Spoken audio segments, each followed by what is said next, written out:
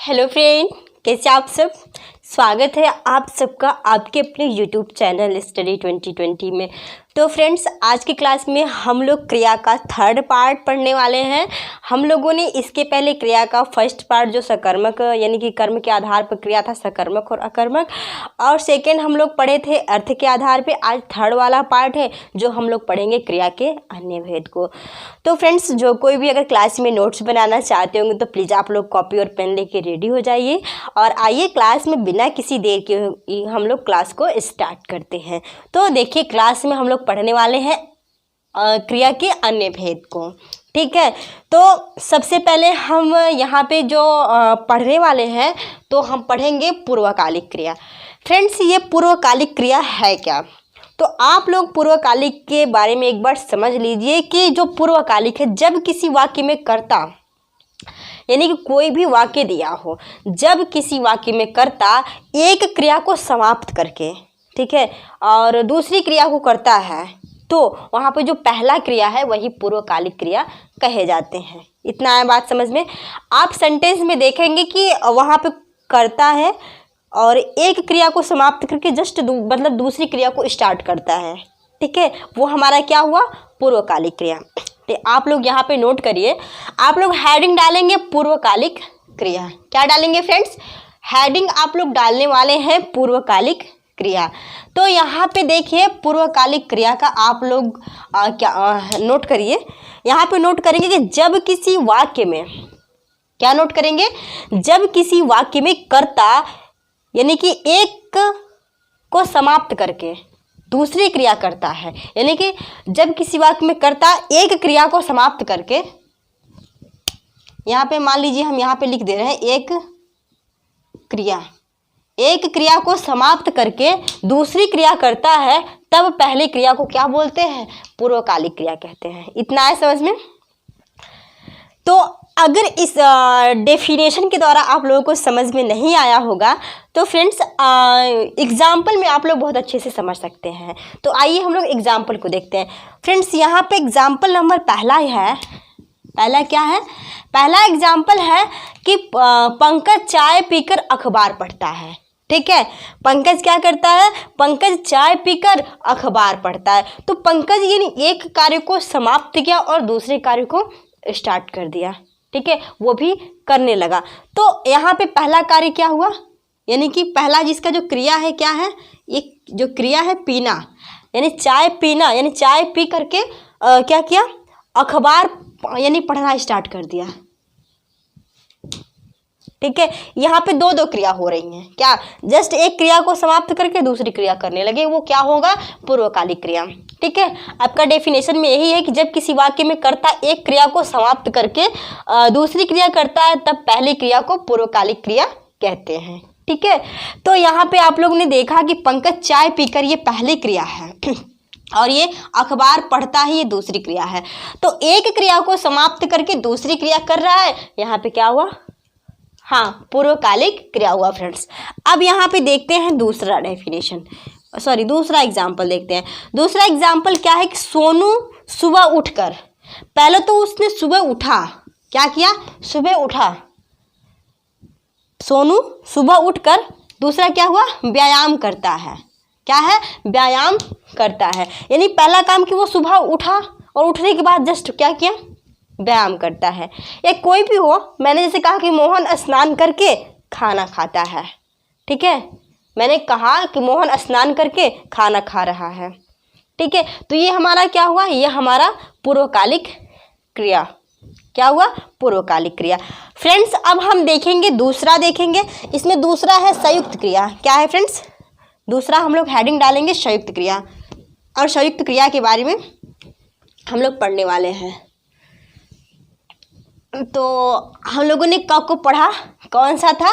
पूर्वकालिक क्रिया, और ख वाला हमारा क्या है? संयुक्त क्रिया। यहाँ पे देखिए मेरे फ्रेंड्स, ख वाला क्या है? संयुक्त क्रिया। ठीक है, ये रहा संयुक्त क्रिया।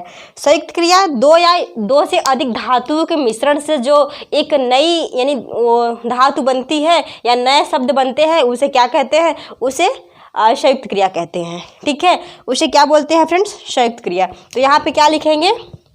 यहाँ पे लिखिए, जब दो या दो से अधिक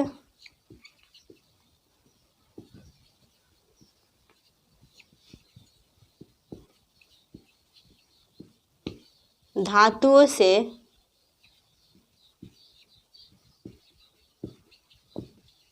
मिलकर, यानी कि जब दो या दो से यानी जो दो या दो से अधिक धातुओं से मिलकर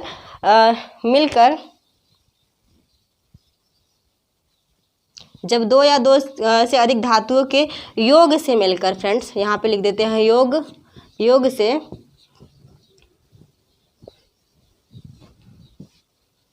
कोई नई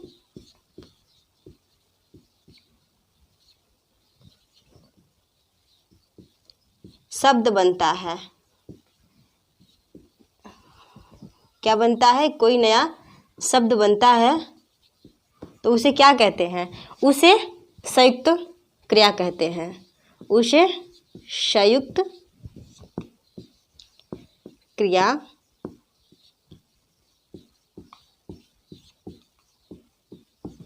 ठीक है। यहाँ पे ये है कि जब दो या दो से कोई मतलब धातु है, दो या दो हैं और दोनों मिलके एक कोई नया चीज का सृजन कर रहे हैं। ठीक है, वो क्या हुआ? वो हमारा संयुक्त क्रिया हुआ। ठीक है, इतना आया समझ में? इतना आया समझ में फ्रेंड्स?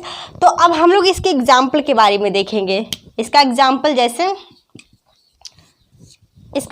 जैसे हम लोगों ने देखा कि सोनी टीचर बनना चाहती थी। मैंने लिखा यहाँ पे कि सोनी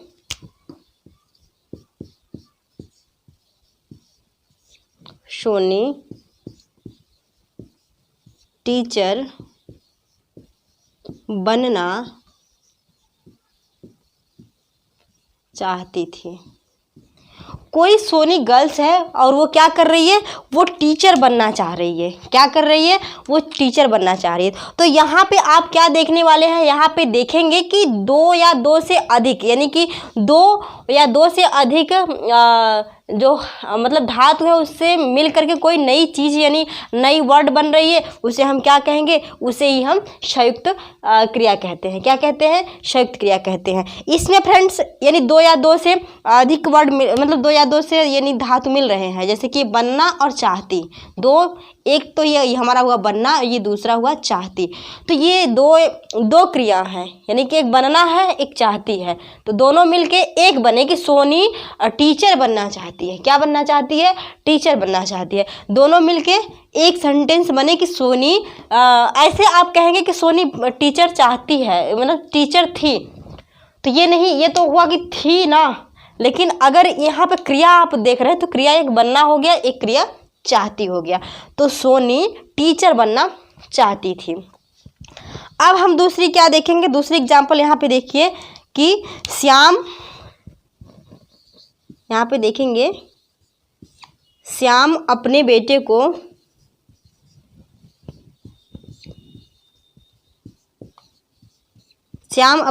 को सुला दिया। क्या फ्रेंड्स? सुला दिया नहीं, यहाँ पे मान लीजिए सुला चुका होगा। ठीक है, अब यहाँ पे हम देख रहे हैं कि श्याम अपने बेटे को क्या? तो सुला चुका होगा। तो इसमें कई ठो क्रिया हैं, एक सुला, दूसरा चुका, तीसरा होगा।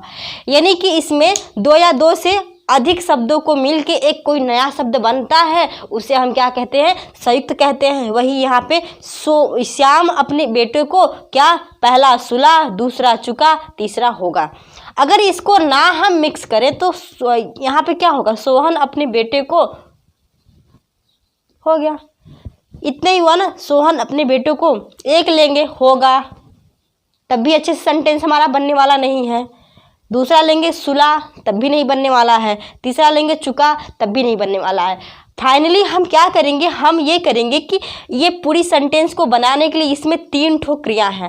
पहला सुला, दूसरा चुका, तीसरा होगा।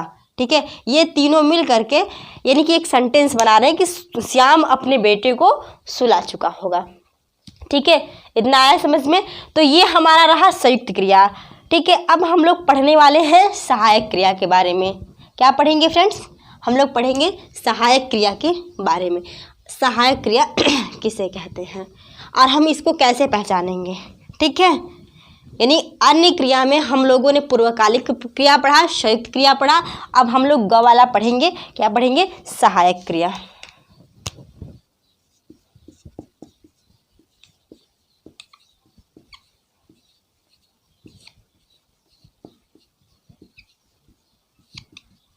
ये रहा सहायक क्रिया।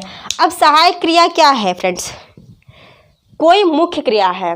ठीक है, कोई मुख्य क्रिया है और उसमें कोई अगर हेल्पिंग वर्ब यानी कि आप लोग पढ़ते हैं ना, उसमें जो हेल्पिंग वर्ड होता है वही हमारे सहायक क्रिया हो जाते हैं। ठीक है, जैसे हम यहाँ पे देख रहे हैं कि जब क्रिया, यहाँ पे नोट करिए,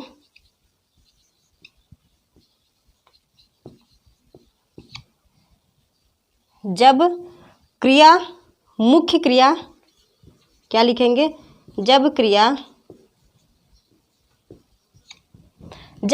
मुख्य क्रिया के, जब क्रिया मुख्य क्रिया के साथ मिलकर उसका भाव क्या करती है, मुख्य क्रिया के साथ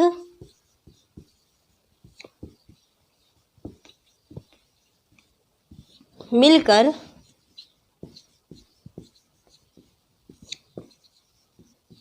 उसका भाव, यानी कि कोई क्या कहते हैं, एक सेंटेंस है। ठीक है, वो मुख्य क्रिया के साथ मिलकर उसका भाव को यानी कि उसके भाव को स्पष्ट या पूरा करता है। क्या करता है, उसके भाव को स्पष्ट या पूरा करता है, उसे क्या कहते हैं फ्रेंड्स, उसे क्या कहते हैं, उसे सहायक क्रिया कहते हैं। क्या कहते हैं उसे सहायक क्रिया कहते हैं।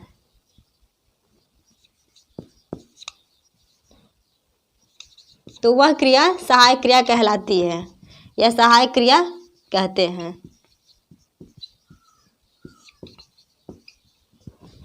सॉरी फ्रेंड्स, मार्कर तो कुछ कम चल रहे हैं। अब हम यहाँ पे देखेंगे, क्या देखेंगे, सहायक क्रिया। फ्रेंड्स ग वाला हम सहायक क्रिया को समझने वाले हैं। इसमें सहायक क्रिया में क्या है कि जब क्रिया मुख्य क्रिया के साथ मिलकर, ठीक है, जब क्रिया मुख्य क्रिया के साथ मिलकर उसका भाव स्पष्ट या पूरा करता है, यानी कि कोई मतलब क्रिया है मुख्य क्रिया के साथ मिल करके उसका भाव को स्पष्ट करता है या पूरा करता है, उसे क्या बोलते हैं, उसे सहायक क्रिया कहते हैं। क्या कहते हैं फ्रेंड्स, सहायक क्रिया। तो एग्जाम्पल में हम यहाँ देखेंगे, क्या देखेंगे, एग्जाम्पल में यहाँ हम देखने वाले हैं, देखेंगे कि घोड़ा मैदान में दौड़ रहा था। यहाँ देखेंगे घोड़ा मैदान में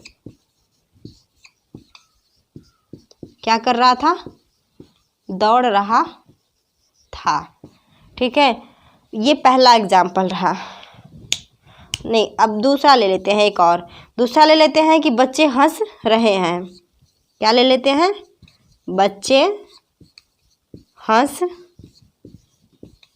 रहे हैं, बच्चे हंस रहे हैं। ठीक है, अब हम इसके थ्रू अगर नहीं समझ पा रहे हैं तो हम एग्जाम्पल के थ्रू अच्छे से समझ जाने वाले हैं। ये हमारा रहा सहायक क्रिया।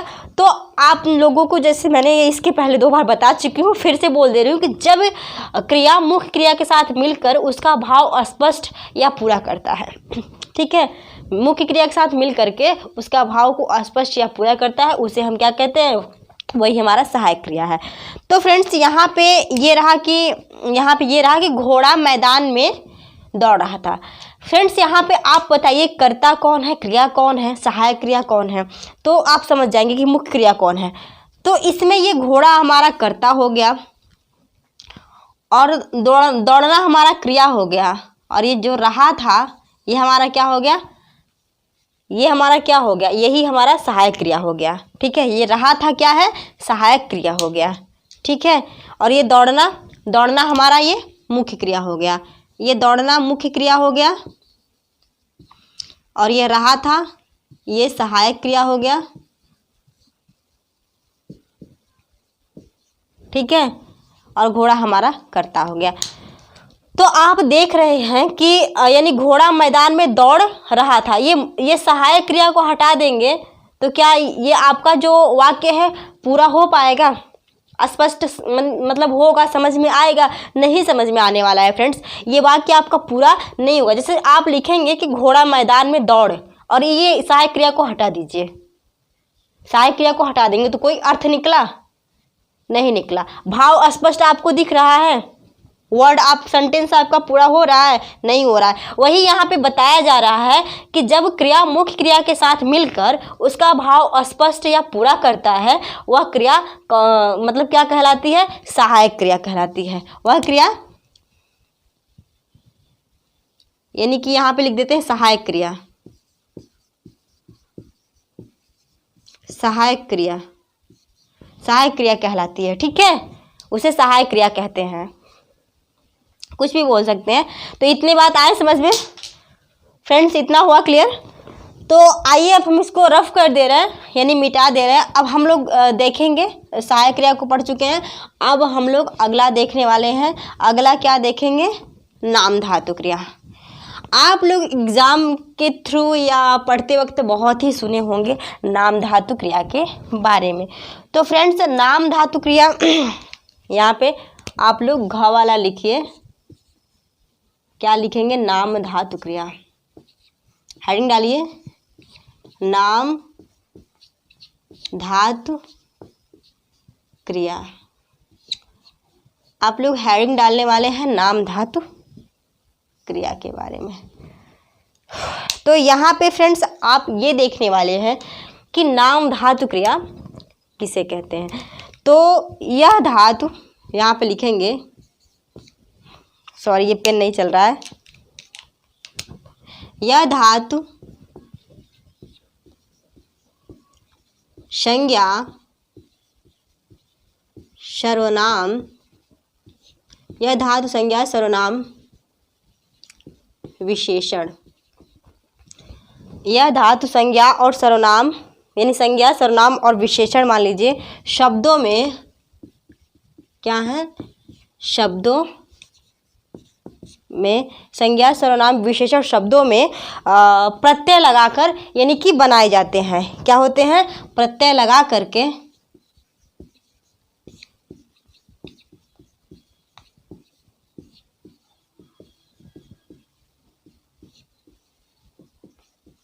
बनाई जाती है। जो हमारा नाम धातु क्रिया है ये क्या है? ये संज्ञा सर्वनाम विशेषण शब्दों में प्रत्यय लगा करके क्या होती है? बनाई जाती है, ठीक है। इतना आया समझ में नाम धातु क्रिया के बारे में? नाम धातु किसे कहते हैं? तो यह धातु संज्ञा सर्वनाम विशेषण के शब्दों में प्रत्यय लगा करके क्या होती है? बनाई जाती है। उसे क्या कहते हैं? उसे नाम धातु क्रिया कहते हैं। क्या बोलते हैं फ्रेंड्स? नाम धातु, ठीक है। अब आप लोग एग्जाम्पल के थ्रू और अच्छे से समझने वाले हैं कि नाम धातु किसे कहते हैं। तो आइए फ्रेंड्स देखिए, यहाँ पे एग्जाम्पल में देखिए, यहाँ पे एग्जाम्पल में देख रहे हैं जैसे कि क्या हो गया? गाली। क्या हो गया? गाली। तो गाली हो गया, तो गाली से क्या बन गया? गरियाना। क्या हो गया? गाली से गरियाना हो गया। क्या होगा फ्रेंड्स? गाली से गरियाना। उसी प्रकार से यहाँ पे लिखेंगे गरम। गरम से क्या हुआ फ्रेंड्स? गरम से गरमाना। क्या हुआ? गरम से गरमाना, ठीक है। इतना है समझ में? गरम से गरमाना यानी गाली से गरियाना, गरम से गरमाना। उसी प्रकार से शर्म से बना शर्माना। क्या बना? शर्म से बना, शर्म से क्या बना? शर्माना।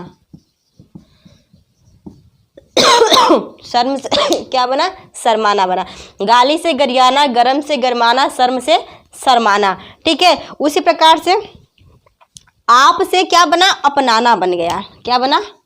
आप शब्द से क्या बन गया, आप से अपनाना बन गया। ठीक है, आप से अपनाना बन गया। उसी प्रकार से यहाँ पे देखेंगे बात से बतियाना बन गया। बात से क्या हो गया, बात से बतियाना बन गया। बात से बतियाना बन गया। ठीक है, उसी प्रकार से यहाँ पे हाथ से हथियाना बन गया। हाथ से हथियाना बन गया। ठीक है, हाथ से हथियाना। इसमें आप लोगों को ये बताया गया है फ्रेंड्स कि यह जो धातु है, क्या है, यह धातु संज्ञा सर्वनाम विशेषण शब्दों से शब्दों में प्रत्यय लगाकर बनाई जाती है। नाम धातु क्रिया क्या है, संज्ञा और सर्वनाम विशेषण के शब्दों में प्रत्यय लगा करके बनाई जाती है। ठीक है, तो यहाँ गाली से गरियाना, शर्म से शर्माना, गरम से गरमाना, आप से अपनाना। तो यहाँ पे आप देख रहे हैं ये हमारा हाथ है, ये क्या है, संज्ञा है। हाथ है, ये क्या है फ्रेंड्स, हाथ हमारा ये संज्ञा है। आप क्या है, सर्वनाम है। ये गरम क्या है, विशेषण है। तो आप ये देख रहे हैं यहाँ पे आप देख पा रहे होंगे कि यानी संज्ञा और सर्वनाम और विशेषण शब्दों में प्रत्यय लगा करके, ये संज्ञा सर्वनाम और विशेषण शब्दों में ये प्रत्यय लगाकर बनाई जाती है। उसे क्या कहते हैं, उसे नाम धातु कहते हैं। क्या कहते हैं फ्रेंड्स, नाम धातु कहते हैं। गारी से गरियाना, शर्म से शर्माना, आप लोग सुने होंगे। गरम से गरमाना, आप से अपनाना, हाथ से हथियाना। ठीक है, बात से बतियाना, ये सब आम बोलचाल के भाषा में आप लोग सुने होंगे। तो अब हम इसका अगला पढ़ने वाले हैं। ठीक है, हम लोगों ने पढ़ लिया नाम धातु क्रिया के बारे में। अब हम लोग पढ़ेंगे सम्मिश्रण धातु। क्या पढ़ेंगे फ्रेंड्स, सम्मिश्रण धातु के बारे में। हम लोग अगला हेडिंग डालेंगे। अगला हेडिंग क्या डालेंगे, यहाँ पे डालेंगे सम्मिश्रण। क्या डालेंगे, सम्मिश्रण। ठीक है, सम्मिश्रण धातु। क्या डालेंगे फ्रेंड्स, सम्मिश्रण धातु। ठीक है, सम्मिश्रण धातु ये है कि यह धातु, यहाँ पे क्या लिखेंगे, यह धातु संज्ञा विशेषण, यह धातु संज्ञा विशेषण और क्रिया विशेषण और क्रिया विशेषण, यानी यह धातु संज्ञा विशेषण और क्रिया विशेषण शब्दों के पश्चात, यह धातु संज्ञा विशेषण और क्रिया विशेषण यहाँ पे लिखेंगे शब्दों के पश्चात, शब्दों के पश्चात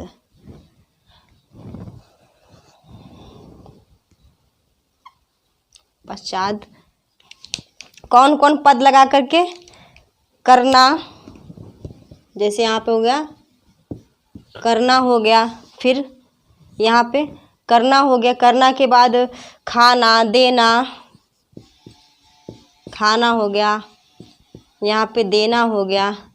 ठीक है, और ही ऐसे कुछ आते हैं, करना हो गया, खाना हो गया, देना हो गया, आना हो गया, जाना हो गया। ठीक है, आना,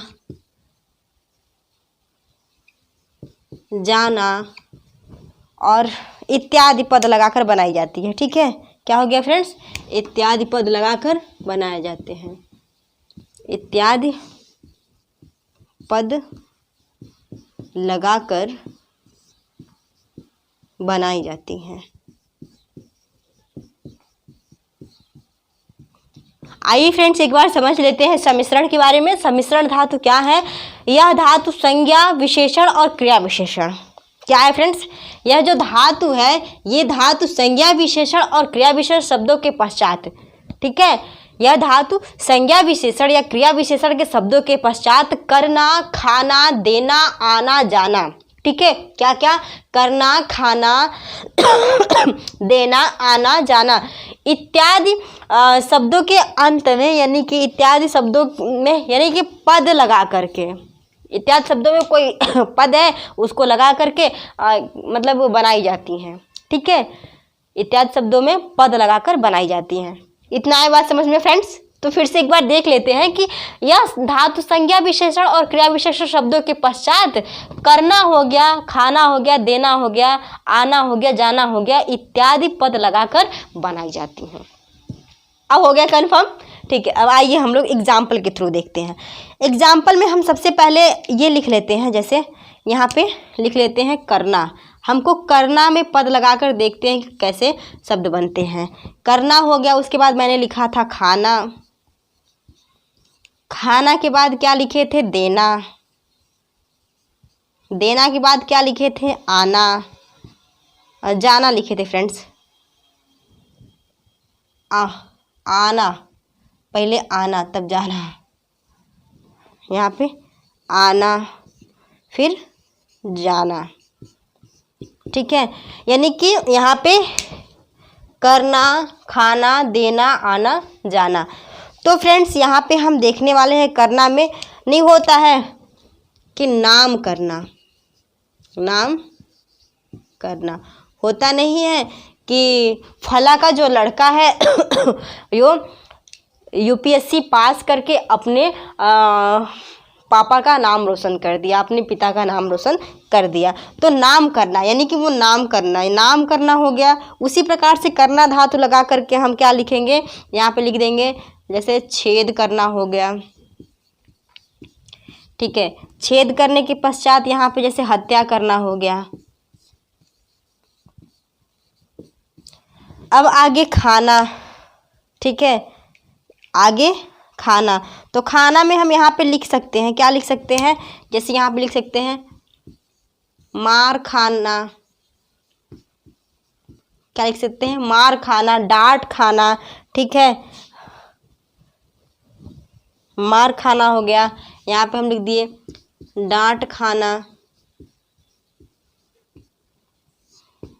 दवा खाना, मतलब इत्यादि जो शब्द हैं उनमें पद लगा करके बनाया जाता है, ठीक है। क्या है, यानी कि यहाँ पे दवा खाना लिख दिए, या रिश्वत खाना, यानी दवा खाना ही फैक्ट्री नहीं है, यहाँ पे रिश्वत खाना लिख दिए, रिश्वत खाना, ठीक है।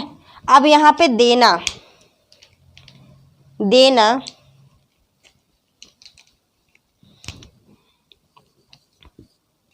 यहाँ पे पुरस्कार देना, दंड देना, भिक्षा देना भिक्षा देना इत्यादि हो गए देना।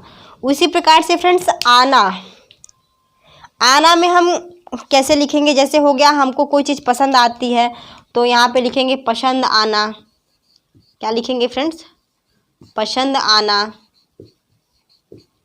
ठीक है, पसंद आना। और नज़र आना,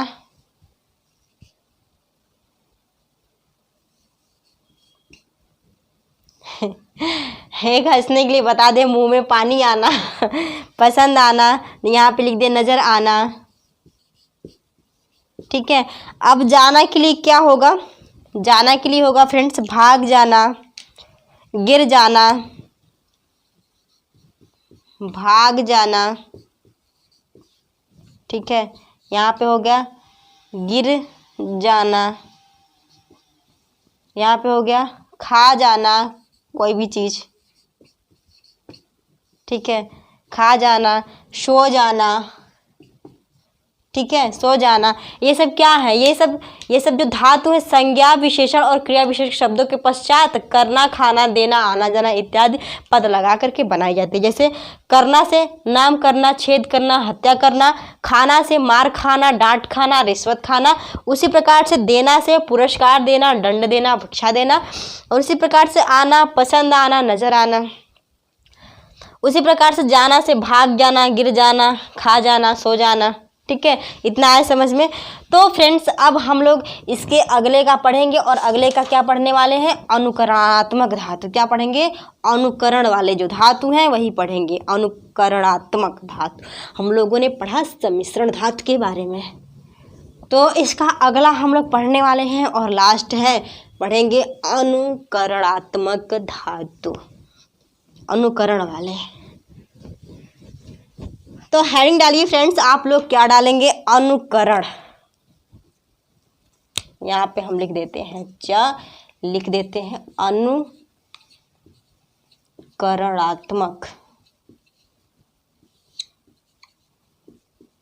धातु।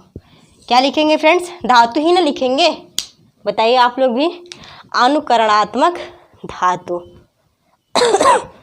तो अनुकरणात्मक धातु यहाँ पे अब इसके लिए लिखिए कि विभिन्न प्रकार की जो ध्वनियाँ हैं फ्रेंड्स, जो विभिन्न प्रकार की ध्वनियाँ हैं उस ध्वनियों का अनुकरण करके, ठीक है, उस ध्वनियों का अनुकरण करके बनाई जाती है, उसे क्या कहते हैं? अनुकरणात्मक धातु कहते हैं। तो यहाँ पे लिखिए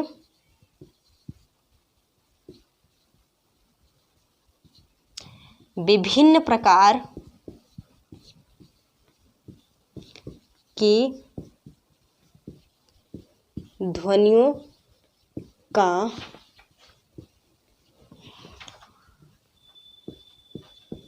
अनुकरण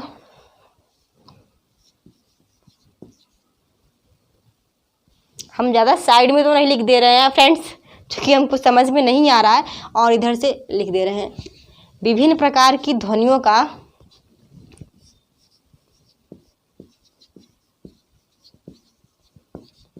अनुकरण करके बनाई जाने वाली ध्वनियों को क्या कहते हैं फ्रेंड्स? अनुकरणात्मक ध्वनि कहते हैं।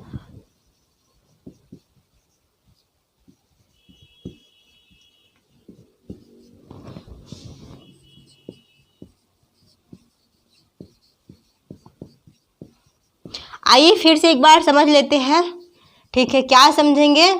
यहाँ पे ये समझने वाले हैं हम लोग कि अनुकरणात्मक किसे कहते हैं।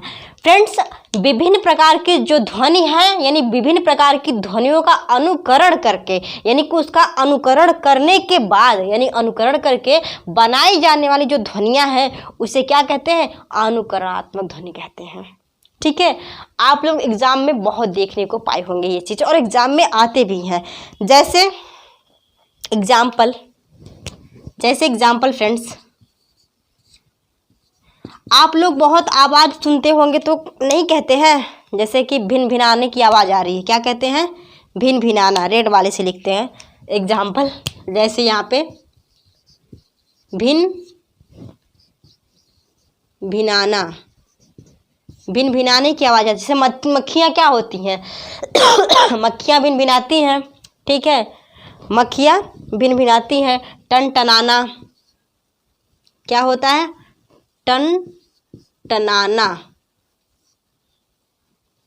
टन टन टनाना, टन टन नाना, यहाँ पे हो गया टन टनाना, ठीक है। उसी प्रकार से होता है ना, मंदिर में घंटी टनटना रही है तो टन टनाना। अब हम आगे देखते हैं, यहाँ देख ली भिन भिनाना। मेढक क्या कहते हैं? मेढक टर्राते हैं तो टर्राना। घोड़ा क्या करता है? घोड़ा हिन हिनाता है तो हिन हिनाना।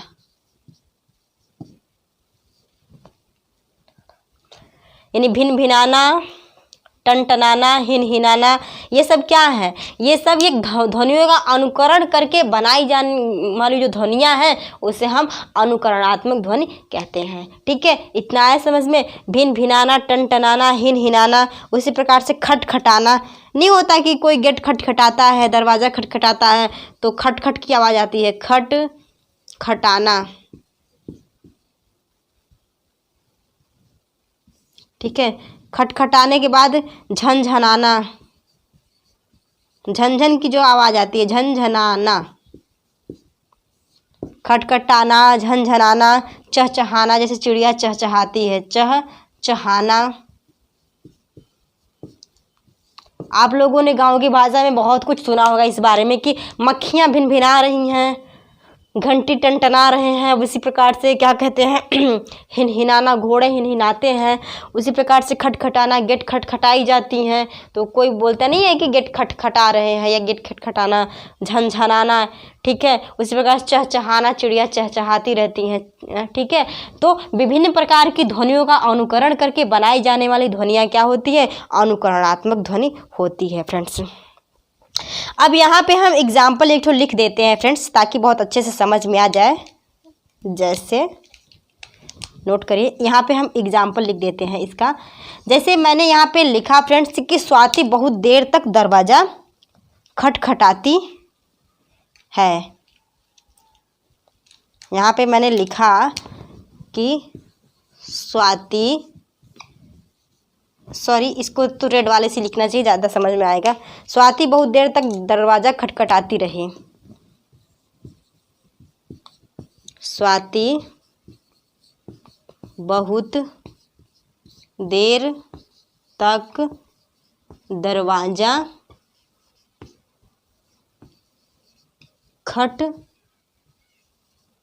खटखटाती रही, ठीक है। स्वाति बहुत देर तक दरवाज़ा खटखटाती रही। तो आप लोग समझ गए होंगे, आशा यही कर रहे होंगे कि आप लोग क्रिया के अन्य भेद में जो हम लोगों ने पढ़ा, नाम धातु क्रिया पढ़ा, उसके बाद सम्मिश्रण पढ़ा और अनुकरण पढ़ा, जितनी भी क्रियाएं हम लोगों ने पढ़े, आप लोग अच्छे से समझ में आप लोगों को आ गए होंगे, ठीक है। तो फ्रेंड्स आज का मतलब लास्ट ये हेडिंग था अनुकरणात्मक, और आज का क्लास बस यहीं पे एंड करते हैं। और लास्ट तक हमारे वीडियो में बने रहने के लिए आप लोगों को बहुत बहुत धन्यवाद।